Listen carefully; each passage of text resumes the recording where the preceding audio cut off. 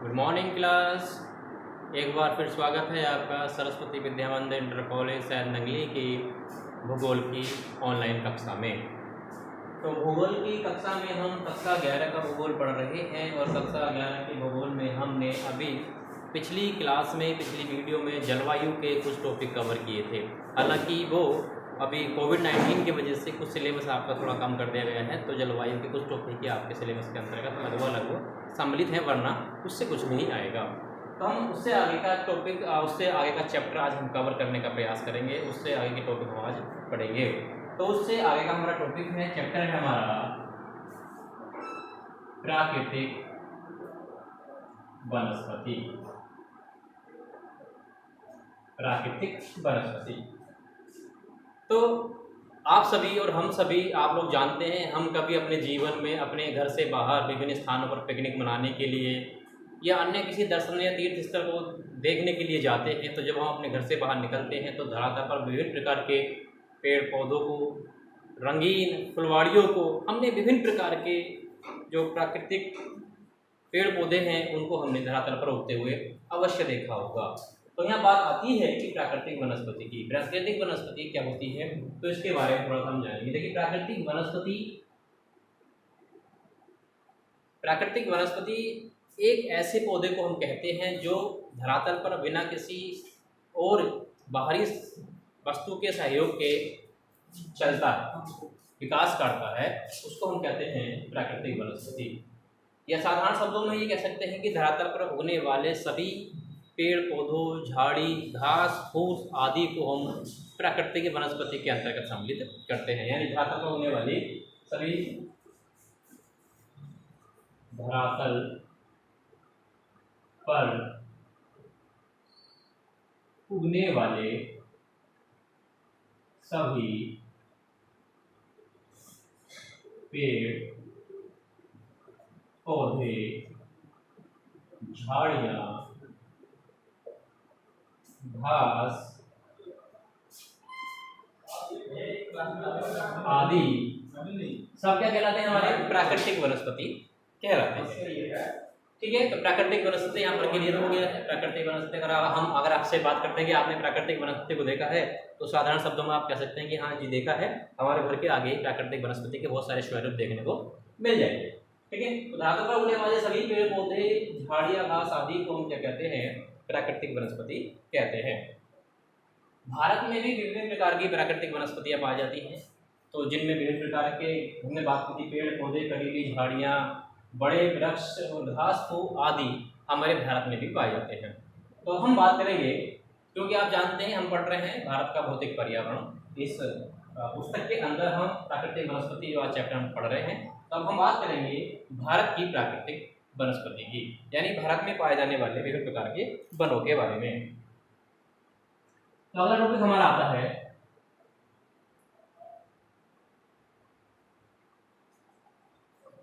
भारत के वन।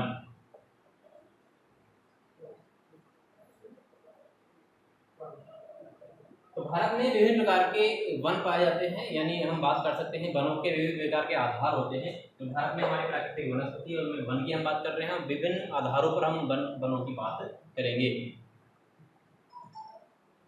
तो हमारे जो भारतीय वन है वो किसके आधार पर है, जलवायु वनस्पति के आधार पर। जलवायु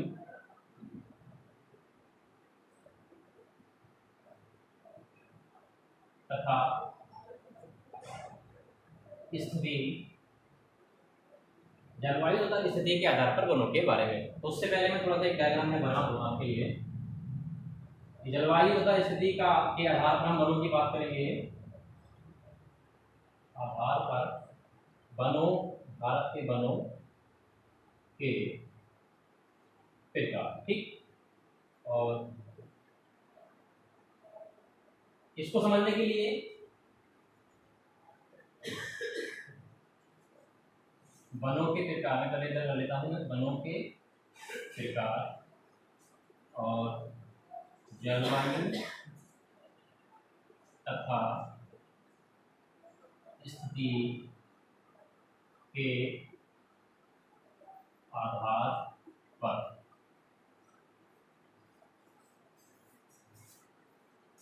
तो सबसे पहले आपको शुरू की क्लासों में, जो शुरू की कक्षाएं हमने पढ़ाई थी, उनमें हमने आपको ग्लोब के बारे में थोड़ा हाईलाइट्स किया था। उसमें भारत की स्थिति के बारे में भी आपको बता दिया था कि भारत अगर ग्लोब की दृष्टि से देखा जाए तो भारत किस स्थान पर हमारा स्थित होता है। तो आप जानते हैं हमारा उष्णकटिबंध में भी हमारा भारत आता है, तो हम बात करेंगे उसी आधार पर।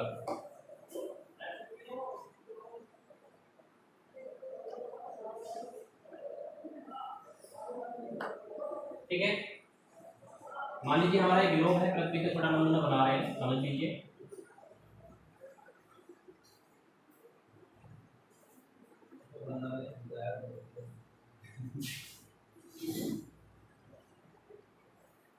थोड़ा आर्ट ठीक नहीं है, लेकिन फिर एक बार इमेजिनेशन कर सकते हैं। यहाँ हिमालय पृथ्वी है और ये हमारा क्या है, उष्णकटिबंध है। ये वाला उष्णकटिबंध का विस्तार आप जानते ही है, कितना होता है, 0 डिग्री से 23.5 डिग्री हमारा नॉर्थ पोल की साइड में जाता है हमारा, और 23.5 डिग्री हमारा का चल जाता है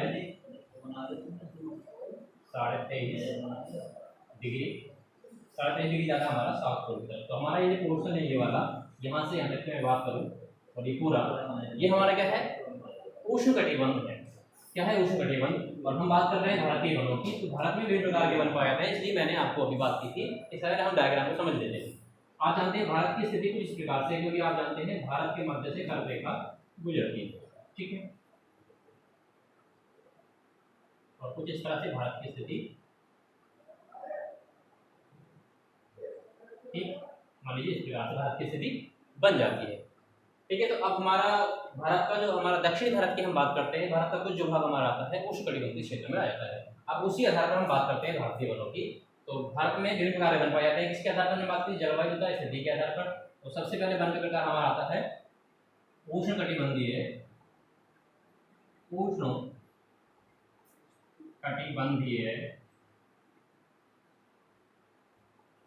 सदाबहार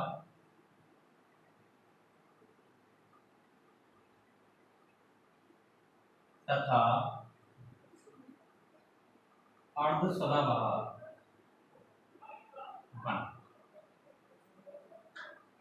पहले हम वनों के प्रकार का यहाँ पे एक बार हाईलाइट कर लेते हैं, उसके बाद हम एक एक करके इनका डिस्क्रिप्शन इनके बारे में पढ़ेंगे किस प्रकार से होता है।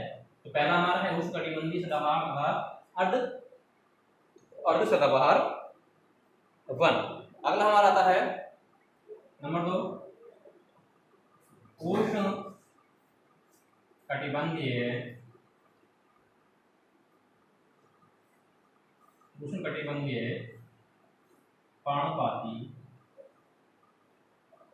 पर्णपाती वन। नंबर 3 आता है पर्वतीय वन, पर्वतीय वन। नंबर 4 आता है उष्णकटिबंधीय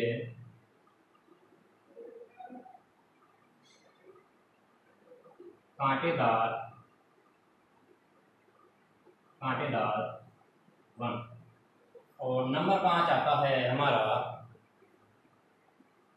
अनूप वन, इनको बेलांचली वन भी कहा जाता है, बेलांचली वन। ठीक है, ये भारतीय वनों के प्रकार है। एक बार हाईलाइट कर लीजिए, इसको स्क्रीनशॉट ले लीजिए, क्योंकि हम एक एक करके इनका आगे वर्णन पढ़ने वाले हैं, इसलिए आपको सारे याद होने चाहिए। कभी अगर पूछा जाता है एग्जाम के पॉइंट ऑफ व्यू से कि भारत के वनों के प्रकार बताइए, तो भारत के वनों के प्रकार में हम इसको पढ़ेंगे, सारे के सारे हमारे आएंगे। अब मैंने यहाँ पर एक बात मैं आपको समझाता हूँ, हमने 3 बातें यहाँ पर हाईलाइट की हैं। 3 वनों के प्रकार में हमने एक कंडीशन यहाँ पर देख ली है। जैसे हम बात कर रहे हैं उष्णकटिबंधीय, क्योंकि यहाँ पर उष्णकटिबंधीय आया है, ठीक है, और यहाँ पर उष्णकटिबंधीय आया है, पर्णपाती है, सदाबहार है, और उष्णकटिबंधीय हमारा है कांटेदार है। तो हम जो बात करेंगे इन वनों की, स्पेशली इस भाग की बात करेंगे जो हमारे उष्णकटिबंधीय क्षेत्र में हमारे आते हैं। ठीक है, इतना ध्यान रखिए। अब इसको स्क्रीनशॉट ले लीजिए, क्योंकि मैं बड़ा डायग्राम बनाने वाला हूँ यहाँ पर, क्योंकि इससे काम नहीं चलने वाला है। ठीक है, बराबर।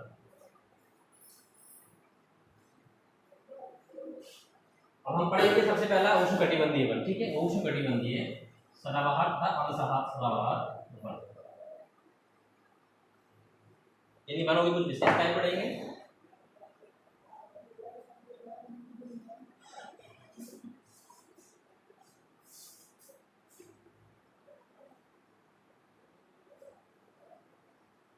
कुछ इस तरह से।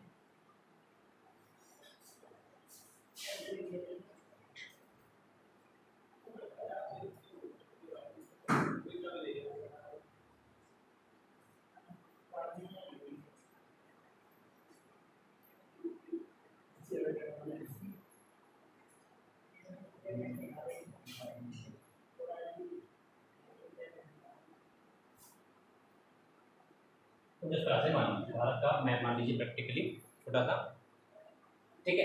अब बात कर रहे हैं उष्णकटिबंधीय सदाबहार वन की। तो पहले इसका हम अर्थ समझ लेते हैं एक बार। उष्णकटिबंधीय सदाबहार वन क्या होते हैं? सबसे पहले हम समझेंगे सदाबहार वन की। सदाबहार वन पूरे विश्व में या भारत में पाए जाने वाले वे वन होते हैं जिनमें पाए जाने वाले वृक्ष हमेशा हरे भरे रहते हैं, यानी उनमें पाए जाने वाले वृक्षों की हमेशा पत्तियां हरी भरी रहती हैं, वो हमेशा फलते फूलते रहते हैं, चलते रहते हैं, हमेशा हरे भरे रहने वाले वनों को हम क्या कहते हैं? सदाबहार वन कहते हैं। अब अगर हम बात करें भारत के परिप्रेक्ष्य में उष्णकटिबंधीय की, तो यानी हमने थोड़ी देर पहले हाईलाइट किया था कि मान लीजिए हमारी ये क्या है, एक कर्क रेखा गुजर रही है। की बात करें ये कर्क रेखा, तो इसके नीचे वाला हमारा बात करते हैं उष्णकटिबंधीय सदाबहार आता है।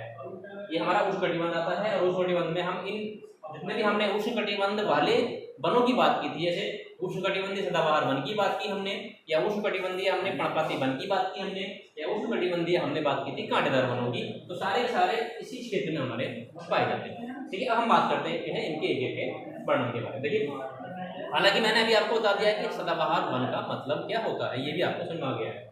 इसमें बात की थी हमने उष्णकटिबंधीय सदाबहार वन, तो उष्णकटिबंधीय सदाबहार वन हमने बात की कि सदा हरे हरे रहने वाले वृक्षों को हम कहते हैं उष्णकटिबंधीय सदाबहार वन कहते हैं, क्योंकि ये उष्णकटिबंध में आते हैं, इसलिए हमने इनको उष्णकटिबंधीय सदाबहार वन कहा है। अब यहाँ कॉमन सेंस की बात है, उष्णकटिबंध में आने वाले सदाबहार वनों को सदाबहार वन क्यों कहते हैं? क्योंकि इनके सदाबहार होने का एक कारण है।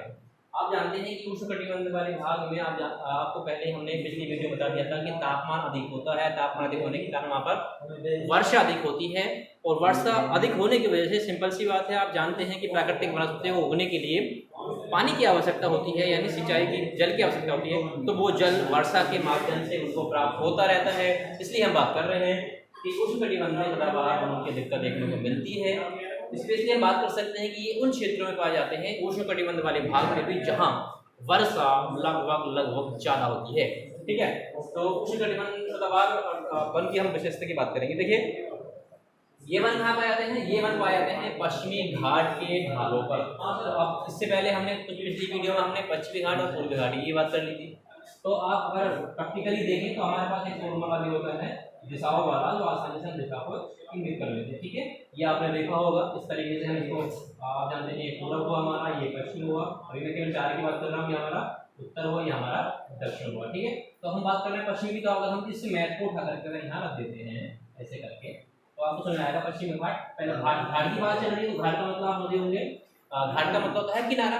तो पश्चिम में भी वो भाग है हमारा जो किनारे वाले भाग का, ठीक है। तो हमारे इस भाग की बात चल रही है, ये जो भाग हमारा है, यहाँ पश्चिमी घाट के ढाल हैं, यहाँ पर वर्षा होती है, वहां पर सदाबहार वन पाए जाते हैं, ठीक है। और पूर्वी में कहाँ पाया जाता है? अंडमान निकोबार की जो हमारी ये वाला भाग है, स्पेशली अंडमान निकोबार की जो हमारी पूर्वी पहाड़ियाँ, वहाँ पर हमारे सदाबहार वन देखने को मिलते हैं। ये तो स्थिति की बात होगी, क्योंकि आप जानते हैं मैंने बात की थी यहाँ पर वर्षा अधिक होती है। यही मैं बात करते हैं अरब सागर में भी मानसून से, यहाँ अरब सागर के मानसून से वर्षा होती है, बंगाल की खाड़ी के मानसून से यहाँ पर वर्षा होती है। तो वर्षा अधिक होने के कारण यहाँ पर जो प्राकृतिक वनस्पति वो आती है, इसलिए हम बात कर रहे हैं सदाबहार वन के रूप में। अब देखो, हमने यहाँ बात कर ली इनकी स्थिति की, तो हमने बात की, तो पश्चिमी घाट में जितने भी राज्य आते हैं इनकी बात कर सकते हैं, यानी हम बात करें केरल की बात कर सकते हैं, कर्नाटक की बात कर सकते हैं, हम बात कर सकते हैं गोवा के क्षेत्र की बात कर सकते हैं। इन क्षेत्रों में इन वनों की प्रमुखता देखने को मिलती है। और उसके साथ साथ अंडमान निकोबार द्वीप समूह के जो क्षेत्र है, यहाँ पर भी पूर्वी घाट के रूप में आता है, मैं पहले बता चुका हूँ, पूर्वी घाट के क्षेत्र में आता है। तो यहाँ की पूर्वी क्षेत्र है, पूर्वी पहाड़ियाँ हैं, यहाँ पर भी इन वनों की प्रमुखता देखने को मिलती है। अब यहाँ पर लिख देता हूँ थोड़ा सा, देखिए क्षेत्र कहाँ पर पाए जाते हैं, ये पश्चिमी घाट,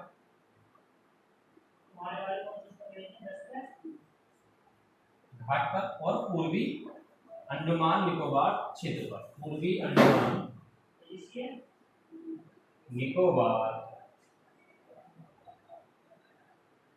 क्षेत्र, ठीक है। अब स्थिति की बात करें, अगर एक्सप्लेन करना होगा आपको तो आराम से लिख सकते हैं वर्षा की बात करते हैं तो यहाँ पर कहाँ वर्षा होती है, लगभग 200 सेंटीमीटर से अधिक वर्षा यहाँ पर होती है, इसलिए ये 200 सेंटीमीटर से अधिक वर्षा इन क्षेत्रों में होती है, इसलिए यहाँ पर सदाबहार वन पाए जाते हैं। यानी यहाँ पर इन वनों के उगने की दशाएं पैदा हो जाती हैं, वर्षा होती है, धूप पड़ती है, वर्षा होती है, धूप पड़ती है, और उसकी वजह से यहाँ पर हमेशा जो वनस्पति है, जो प्राकृतिक वन है, ये हरे भरे रहते हैं। और चूंकि उष्णकटिबंध के क्षेत्र में पाए जाते हैं तो इसलिए कहते हैं उष्णकटिबंधीय सदाबहार तथा अर्ध सदाबहार वन। ठीक है, इन वनों की विशेषता है, इन वनों की विशेषता है कि लगभग इसमें लंबे और 60 मीटर ऊंचे लगभग वृक्ष इसमें पाए जाते हैं, यानी लगभग 60 मीटर वृक्षों की ऊंचाई इसमें हो जाती है। और यहाँ का जो वार्षिक तापमान होता है लगभग 22 डिग्री सेंटीग्रेड होता है, 22 डिग्री सेंटीग्रेड यहाँ का वार्षिक तापमान होता है इन क्षेत्रों में जहाँ पर ये वन पाए जाते हैं। अब बात करेंगे इसमें हम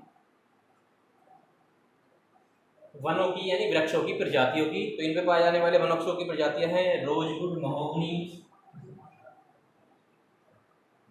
रोजवुड महोगनी और रोजवुड महोगनी, एनी व एवनी, एनी व एवनी यहाँ पर पाए जाने वाले वृक्षों की प्रजातियां। ठीक है, तो ठीक से पढ़ सकते हैं इसको आसानी से। यहाँ पर हो गया, तो मैं यहाँ लिख देता हूँ सदाबहार, सदाबहार, यहाँ पर भी सदाबहार इस। ठीक है, मैं एक्सप्लेन कर दूँगा ये सदाबहार पर पाए जाते हैं। अब हम बात करेंगे दूसरे की, नंबर तो हमने क्या पढ़ा था, उष्णकटिबंधीय है, क्या पढ़ा था, उष्णकटिबंधीय है पर्णपाती। नंबर 2 मैंने क्या लिखा था, उष्णकटिबंधीय है पर्णपाती वन। ठीक है, अब बात वही है कि उष्णकटिबंध के क्षेत्र में ही पाए जाते हैं, लेकिन यहाँ पर जो विशेषता है, इन वनों की जो विशेषता है सदाबहार वाले वनों से डिफरेंट होती है, अलग होती है। अब बात कर लेते हैं पर्णपाती की। तो आप जानते हैं पर्णपाती का मतलब होता है पत्ते गिरा देना, यानी उष्णकटिबंध में पाए जाने वाले ऐसे वृक्षों का क्षेत्र जहाँ पर पाए जाने वाले वृक्ष अपने पत्तियों को वर्ष में गिरा देते हैं, ऋतु अनुसार गिरा देते हैं, तो ऐसे वनों को हम कहते हैं उष्णकटिबंधीय पर्णपाती वन, क्योंकि इनकी विशेषता आपको समझ में आ गई है। यानी पत्ते गिरा देते हैं, ये हमेशा हरे भरे नहीं रहते हैं, एक समय ऐसा आता है कि इन वृक्षों पर एक भी पत्ती नहीं बचती है। ठीक है, यानी पर्णपाती वन। ठीक है, अब इनकी विशेषता की बात कर रहे हैं। देखिए, ये इन वनों के क्षेत्र ऐसे, ये उन क्षेत्रों में पाए जाते हैं जहाँ पर वर्षा कितनी होती है, 70 से 200 सेंटीमीटर के बीच वर्षा होती है। उन क्षेत्रों में ये वन पाए जाते हैं। इनको मानसूनी वन भी कहते हैं, ध्यान रखेंगे, इनको मानसूनी वन भी कहते हैं, क्योंकि जैसे मानसून कभी आता है कभी चला जाता है, यानी कि समय अनुसार मानसून आ जाता है, तो उसी अनुसार इन वृक्षों की जो पत्तियां हैं वो समय के अनुसार गिर जाती हैं, इसलिए इनको मानसूनी वन का नाम दिया गया है। तो इन क्षेत्रों पर आते हैं जहाँ 70 से 200 सेंटीमीटर के बीच में वर्षा होती है, वहाँ इन वनों की अधिकता देखने को मिलती है। और इन वनों को भी हम दो प्रकार के वनों में कह सकते हैं, आर्द्र पर्णपाती वन और पर्णपाती वन, क्योंकि जल की उपलब्धता के आधार पर इन वनों को दो भागों में विभाजित किया जाता है, जल की उपलब्धता के आधार पर। क्योंकि जहाँ जल है तो वहाँ हम कहेंगे आर्द्र क्षेत्र है, लेकिन वहाँ पाए जाने वाले जो वृक्ष हैं पत्ती आते हैं जिनको कहते हैं आर्द्र पर्णपाती। और जहाँ जल की अधिकता नहीं है, जल की कमी है, वहाँ कह रहे हैं हम शुष्क पर्णपाती, यानी कि जल की उपलब्धता के आधार पर इन वनों को दो भागों में डिवाइड कर दिया गया है। आगे हम बात कर रहे हैं कहाँ पाए जाते हैं, तो ये वन पूर्वी राज्यों,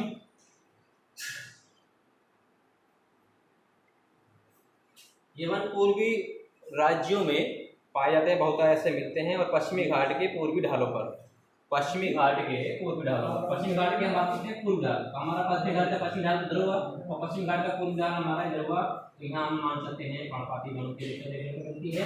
यानी हमारा ये वनों का अलग स्थान के अंतर्गत। इनमें कौन कौन से वन है देखिए जरा, वनों में पाए जाने वाले वृक्ष कौन से हैं, साल, शीशम, साल है, शीशम है, और इसके साथ साथ है सागवान, भुर्रा, सागवान,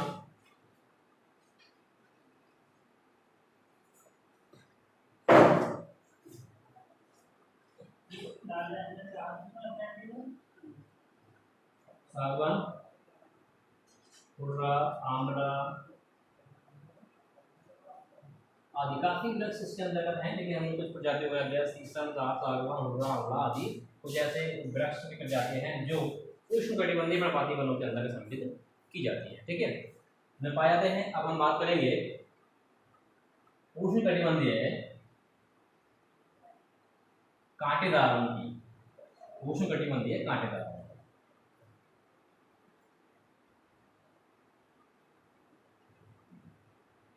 इनको शुष्क वन भी कहा जाता है, ध्यान रखेंगे, शुष्क वन। आप जानते हैं उष्णकटिबंध में हमने बात कर रहे हैं, लेकिन भारत में जो उष्णकटिबंध का एक क्षेत्र है, कुछ स्थान ऐसे होते हैं जहाँ पर वर्षा भी नहीं होती है, वहाँ की जलवायु शुष्क हो जाती है, और जलवायु शुष्क होने की वजह से वहाँ जो वनस्पति उगती है उसको अपने जीवन यापन करने के लिए जल की उपलब्धता ठीक प्रकार से नहीं मिल पाती, यानी वहाँ उनको जल नहीं मिल पाता, और उसके साथ साथ जो वहाँ की भूमि है उसमें पोषक तत्वों की थोड़ी कमी होती है, जिसकी वजह से वो जो वन है वो कांटों का रूप धारण कर लेते हैं, वो झुलस जाते हैं, झुलसने के बाद वो कांटों के रूप में परिवर्तित हो जाते हैं, या उनको हम कह सकते हैं कांटेदार वन का रूप धारण कर लेते हैं। यानी उष्णकटिबंध में पाए जाने वाले ऐसे वृक्ष जिनमें कांटे होते हैं, झाड़ियाँ होती हैं, कटीली झाड़ियाँ होती हैं, उन वनों को कहते हैं कांटेदार वन। ठीक है, ये अब इनके स्थान की देखो, हमने बात की यहाँ पर वर्षा है, वर्षा होती है न्यून वर्षा, लगभग 10 सेंटीमीटर से 50 सेंटीमीटर के बीच में वर्षा होती है। ठीक है, और वृक्ष कहते हैं कि पाया जाने वाले वृक्ष स्पेशली कहते हैं कांटेदार तथा झाड़ियों के रूप में होते हैं, झाड़ियों के रूप में यहाँ पर वृक्ष मिलते हैं। ठीक है, टेम्परेचर तापमान कैसा होता है इन क्षेत्रों का,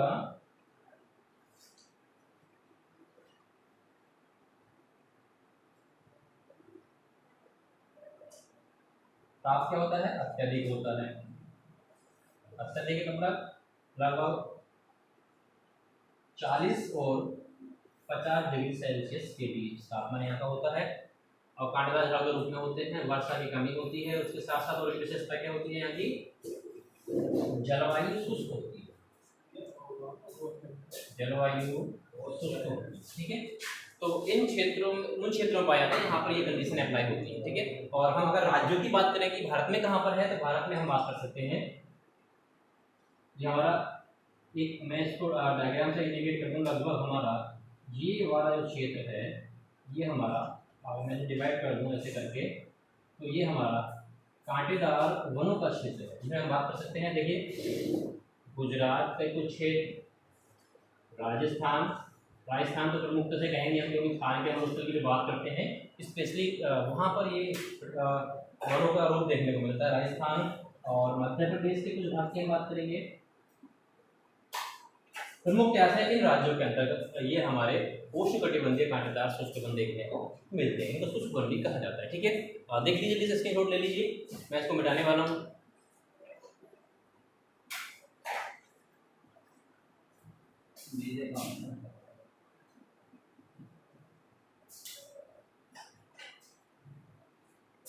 ठीक है, अब हम बात करेंगे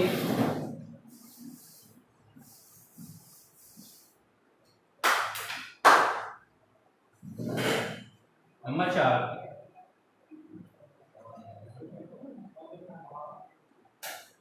पर्वतीय वन। तो सिंपल सी बात है, आप जैसा कि नाम से स्पष्ट हो रहा है, पर्वतीय वन, यानी पर्वतीय क्षेत्रों में पाए जाने वाले वनों को हम पर्वतीय वन कहते हैं। अब स्थान की बात करेंगे, स्थिति की बात करेंगे, तो भारत के जितने भी हमारे उत्तरी और पूर्वी राज्य हैं ये हमारे बात कर सकते हैं। जैसे जम्मू कश्मीर की बात कर लीजिए, और इसके लिए सिंबल रहेगा ये, मान लीजिए हमारा ये पर्वतीय वन का सिंबल। ठीक है, और इंडेक्स में मैंने यहाँ पर ही बना दिया है, ये है पर्वतीय वन।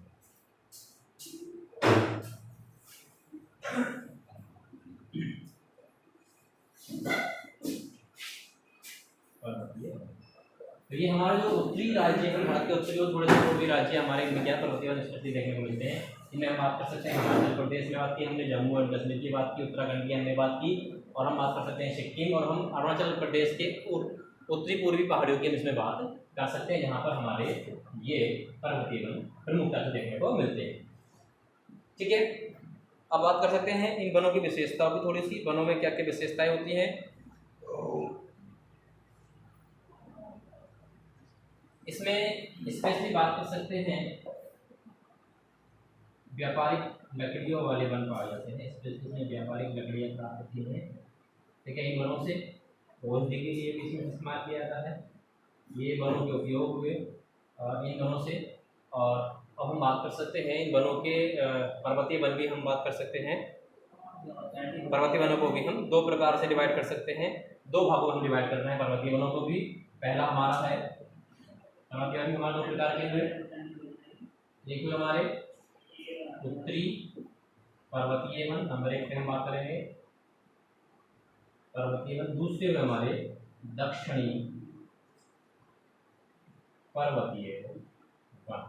अब इसको समझने के लिए फिर इसको उठा करके हमें यहाँ लाना होगा, यानी कुछ ऐसे भाग हमारे हम बात कर सकते हैं जो सबसे उत्तरी भाग है, यहाँ पर ऊंचे स्थान है उनकी बात हम कर रहे हैं, वहाँ के ये वन पाए जाते हैं। स्पेशली हम बात कर सकते हैं ऊंचाई बढ़ने के साथ साथ हिमालय पर्वत की श्रृंखलाओं की ऊंचाई बढ़ती जाती है, हिमालय पर्वत की श्रेणियाँ उनकी ऊंचाई बढ़ती जाती है, और उन पर पाए जाने वाले वन और उत्तर की दिशा में पाए जाने वाले पर्वत को हम क्या कह सकते हैं, उत्तरी पर्वतीय वन कहते हैं। और इसी प्रकार थोड़े नीचे के ढलानों वाले या पर्वतों के उतरते हुए स्थानों पर उतरते हुए भागों में पाए जाने वाले वनों को हम क्या कह सकते हैं, दक्षिणी पर्वतीय वन कह सकते हैं। अगर हम ऊंचाई की बात करें तो लगभग 1000 से 2000 मीटर की ऊंचाई पर इस प्रकार के वनों, या 1500 से लगभग 2000 मीटर या 1000 मीटर की ऊंचाई पर ये वन प्रमुखता देखने को मिलते हैं। और इन्हें वनों की बात कर सकते हैं तो प्रमुखता है बात कर सकते हैं देवदार प्रमुख वृक्ष है, वृक्ष की प्रजाति है देवदार, प्रमुख वृक्ष की इसमें प्रजाति है। इसके साथ साथ हम बात कर सकते हैं इसमें आता है लाइकन भी इसमें आता है। ठीक है, अब पर्वतीय वनों की एक विशेषता थोड़ी सी हम बात करेंगे। पर्वतीय वनों को पर्वत, क्योंकि आप जानते हैं पूर्वांचल के राज्यों की हम बात कर रहे हैं, उत्तरांचल के राज्यों की हम बात कर रहे हैं, और इनमें विभिन्न प्रकार की जनजातियाँ भी पाई जाती हैं। और जनजातियाँ आप जानते हैं जो इनके बारे में, जनजातियों के बारे में, और किस प्रकार से जनजातियाँ होती हैं आप समझ लीजिए। जो खाना बदोश जीवन यापन करते हैं वनों के अंदर, ही अपना एक समुदाय के साथ में रहते हैं, उन्हीं को हम जनजातियाँ कहते हैं। इन समुदायों की कई प्रकार की जनजातियाँ होती हैं, उनके अलग अलग से नाम होते हैं। उनकी संस्कृति तथा उनके क्रियाकलापों और उनके आर्थिक प्रक्रियाओं के आधार पर, उनके रहन सहन के आधार पर हम विभिन्न प्रकार की जनजातियों के बारे में बात करते हैं। हालांकि आप जनजाति का मतलब समझ लीजिए, जनजाति मानव का ऐसा समुदाय होता है जो खाना बदोश जीवन यापन करते हैं, यानी एक स्थान से दूसरे स्थान पर जाकर के रहना, अपने जीवन को चलाना, ये उनका प्रमुखता से कार्य होता है, और उन्हीं को हम क्या कहते हैं, जनजाति कहते हैं। तो इनकी संस्कृति और इनके रहन सहन और आर्थिक क्रियाकलाप के आधार पर जो जनजातियाँ हैं वो कई प्रकार की होती हैं। हालांकि एक कक्षा 12 में भी इसको पढ़ना मिलता है। तो अभी हमारे क्या रहते हैं, हमने 4 पढ़ लिए हैं पर्वतीय वन, और अभी हमारा एक और रह गया बैलांचला या अनूप वन। तो अब समय हो गया है, अगली वीडियो में उस वन के बारे में आगे पढ़ेंगे। बैलांचली और अनूप वन के बारे में हम अगली कक्षा में पढ़ेंगे, और बाद में हम थोड़ा सा हाईलाइट करेंगे जनजातियों के बारे में। ठीक है, तो इसको आप ठीक से समझ लीजिएगा, नोट्स बनाते रहिएगा। अगर समझ नहीं आता है तो कमेंट शुरू किया करें, और मिलते हैं अगली क्लास में। तब तक के लिए धन्यवाद।